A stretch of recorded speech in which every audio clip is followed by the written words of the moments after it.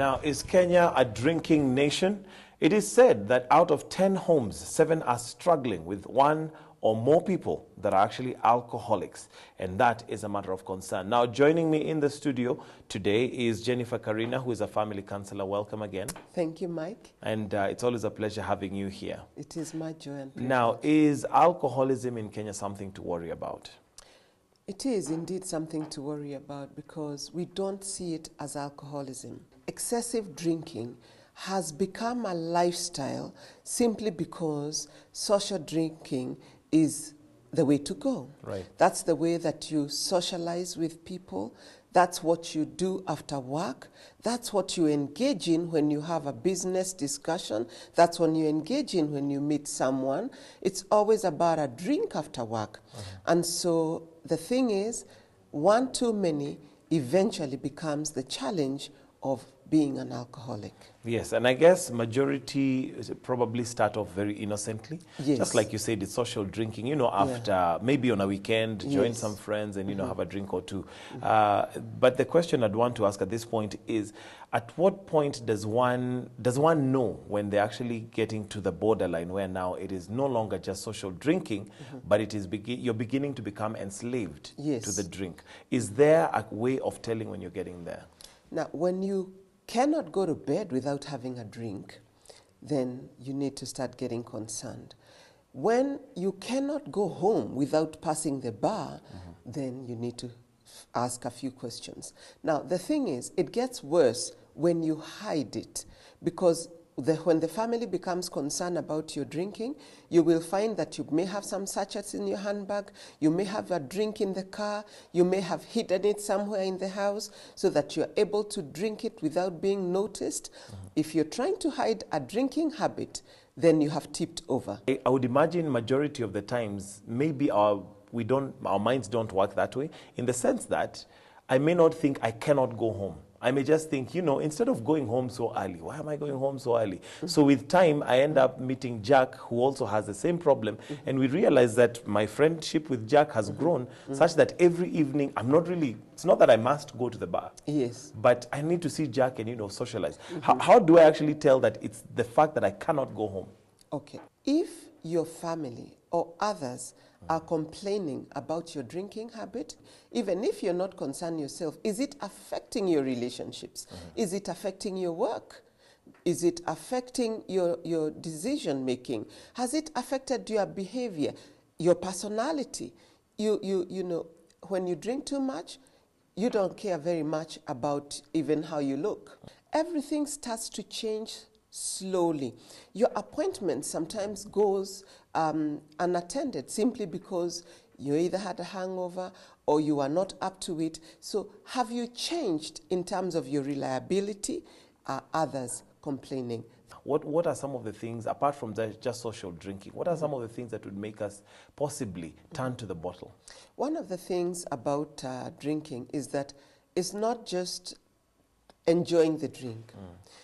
Sometimes it's hereditary. You come from a home where alcoholism is in the genes, so you take it on. Sometimes it's the environment that you are in. Other people are drinking too much, so you follow on. The social environment is such that that's a lifestyle. Sometimes it's about your emotional status. You may be suffering from anxiety, from depression, bipolar, a mental condition, stress, and the way to distress is by drinking.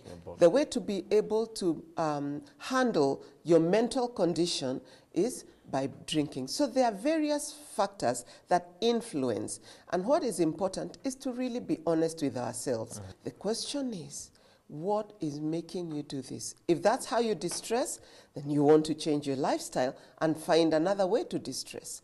Maybe go to the gym, have a run, do something different from just picking a bottle and drinking it the whole night. Okay. Now, what are some of the effects that now, once you become an alcoholic, that you're likely to have, particularly on the family level? All right. The effects, first and foremost, let me say individually, you are terribly affected because it affects you mentally, physically, it affects everything about you in terms of your pocket, finances, because as you drink it, you're wasting away family money.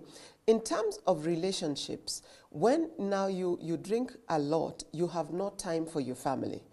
You spend a lot of time away from the home. So the family is denied quality time. The family also is affected because they are anxious about your condition. By the time you come home, they don't know whether or not you will be home, because when you drink, it affects your motor skills and you can have an accident. Physically, it affects the relationship in terms of intimacy.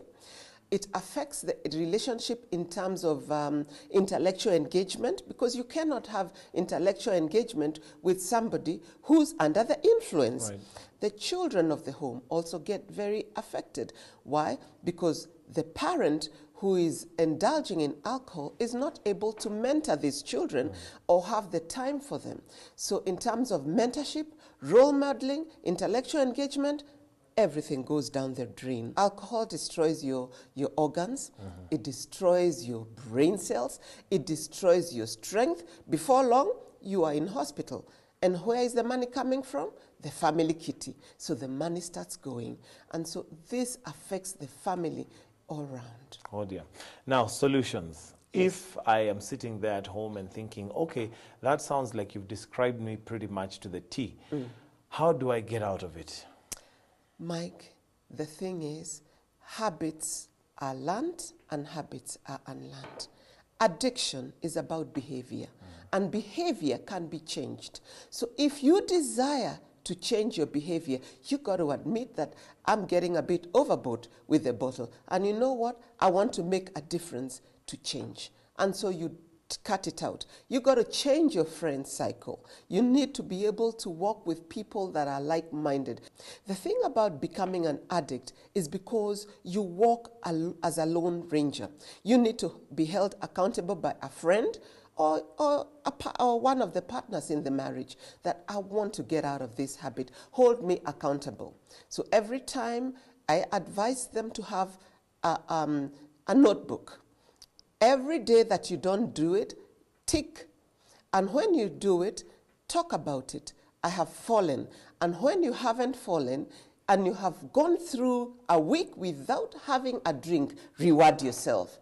And when you reward yourself, it becomes a lifestyle. If you do that for 30 days, you will be surprised. Habits are formed and unformed in 30 days. Thank you very much, Jennifer. It's always very great knowledge that we get from you.